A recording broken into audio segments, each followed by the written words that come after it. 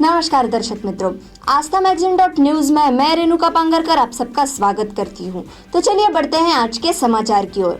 केंद्र सरकार ने बैन किए 54 मोबाइल ऐप्स। चीन बोला हमारी कई कंपनियों को भारी नुकसान हुआ।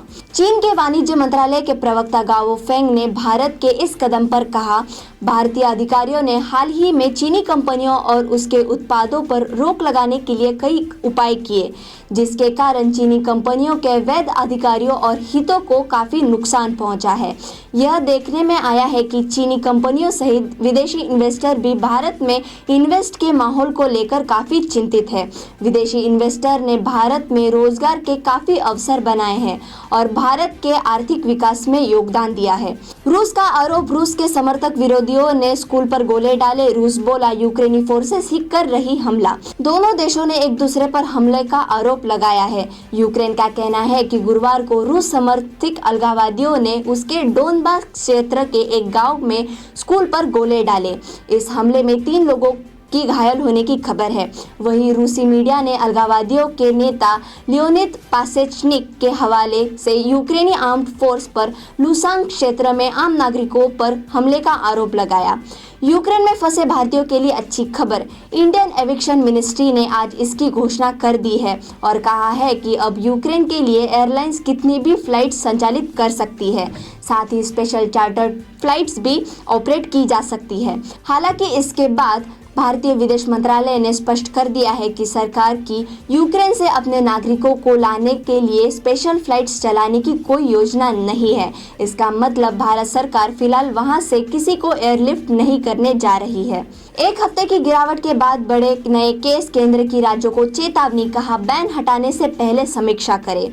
देश में पिछले 24 घंटों में कोरोना के 25,920 नए मामले सामने आए। रिकवरी रेट बढ़कर 98.12% हुआ है। साथ ही देश में सक्रिय मामलों की संख्या घटकर 3 लाख से नीचे पहुंच गई है और पिछले 24 घंटों में 492 लोगों की मौत हुई है।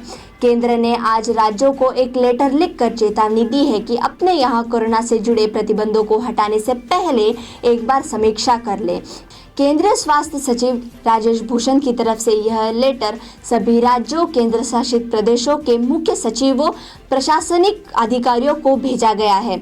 लेटर में भूषण ने कहा है कि देश में 21 जनवरी से कोरोना वायरस के नए केस में कमी आने का ट्रेंड दिखाई दे रहा है।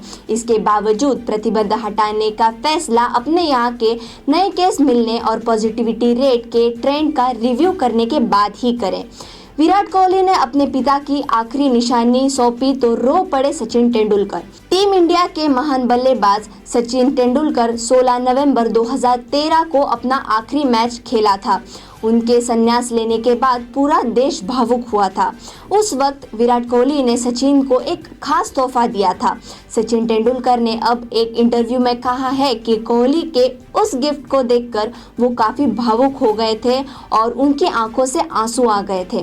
कुछ मीडिया चैनलों से बातचीत में केजरीवाल ने कहा है कि हो सकता है कि कुमार विश्वास ने हास्य कविता की हो, जिसे विरोधियों ने सीरियसली ले लिया। वह तो कवि है, कुछ भी कह देता है। कुमार विश्वास ने कहा था कि केजरीवाल ने कहा अगर वह पंजाब के सीएम नहीं बने तो आजाद देश यानी खालिस्तान के पीएम बनेंगे। बाहर से आए लोगों को छोड़ना पड़ेगा राज्य, होटल गेस्ट हाउस की जांच करेगी पुलिस। शाम 6 बजे चुनाव का शोर थम जाएगा। इसके बाद बाहर से चुनाव प्रचार के लिए आए लोगों को पंजाब छोड़ना होगा। सिर्फ वही लोग पंजाब में रह सकेंगे जो यहाँ के वोटर्स हैं। चुनाव आयोग ने स्पष्ट कर दिया है कि पंजाब में रुकने के लिए कोई बहानेबाजी नहीं चलेगी। इस दौरान चुनाव आयोग की टीम पंजाब के होटल, गेस्ट हाउस समेत सभी जगहों पर खंगालेगी। अगर कोई बाहर का व्यक्ति मिला तो उन्हें तुरंत निकाला जाएगा। पंजाब में 20 फरवरी को सुबह 8 से शाम 6 बजे तक मतदान होगा। वहीं 10 मार्च को मतगणना होगी। अमेरिकी स्टॉक इंडेक्स नस्दाक, S&P 500 और डॉ जोन्स में बड़ी गिरावट। बिटकॉइन 2.57 लाख रुपए घटा। गुरुवार को डॉ जोन्स 622.24 अंक यानी 1.78% गिरकर 34,312 पर आ गया।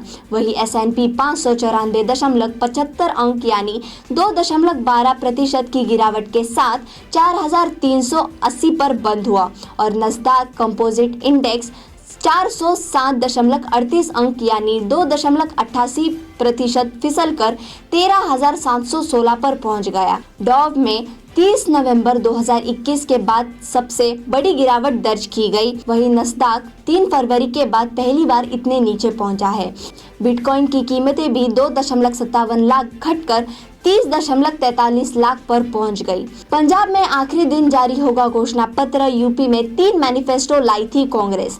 6 फरवरी को चरणजीत सिंह चन्नी को सीएम चेहरा घोषित किए जाने से पहले तक हर जगह अपने पंजाब मॉडल का गुणगान करने वाले कांग्रेस प्रदेश अध्यक्ष नवजोत सिंह सिद्धू भी 10 दिन से चुप हैं। प्रचार के लिए पंजाब पहुंचे राहुल गांधी और प्रियंका गांधी ने कई चुनावी वादे जरूर किए, मगर पार्टी कोई ऑफिशियल डॉक्यूमेंट जारी नहीं कर पाई।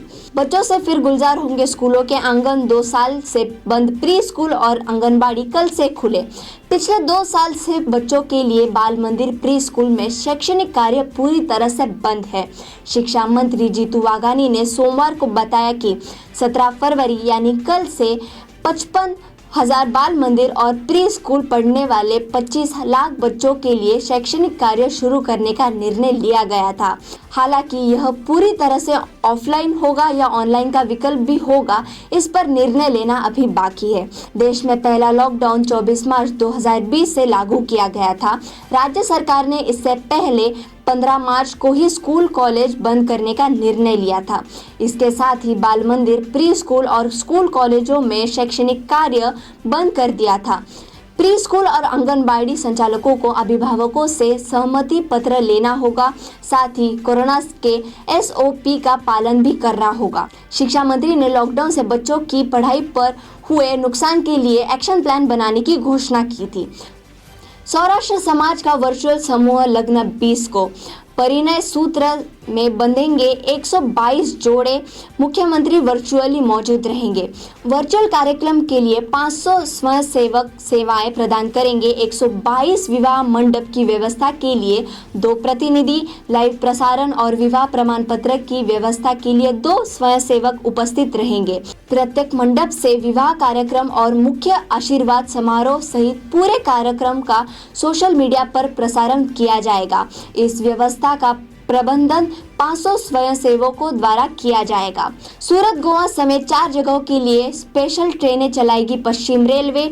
विशेष किराए के साथ सभी आरक्षित होगी। सूरत मडगांव स्पेशल 15 फरवरी को सूरत से 7:50 बजे प्रस्थान करेगी। यह ट्रेन अगले दिन 12:30 बजे मडगांव पहुंचेगी। वही ट्रेन की संख्या 09194 मडगांव सूरत स्पेशल 16 फरवरी को मडगांव से 1:40 पर प्रस्थान करेगी और अगले दिन 8:35 सूरत पहुंचेगी। इस ट्रेन में AC चेयर कार और सेकंड क्लास सीटिंग कोच शामिल है। ऐसे ही समाचार और देश विदेश की खबरों को सुनने के लिए हमारे आस्थामैगजीन.न्यूज को लाइक करें, शेयर करें और सब्सक्राइब करें। धन्यवाद। સંસ્કારોનું સિંચન કરતું પારિવારિક મેગેઝિન એટલે આસ્થા ગુજરાતી મેગેઝિન અને ડિજિટલ વેબ ન્યૂઝ પોર્ટલ. આસ્થા સમાચારોનું સચોટ માધ્યમ. વધારે માહિતી માટે વિઝિટ aasthamagazine.news.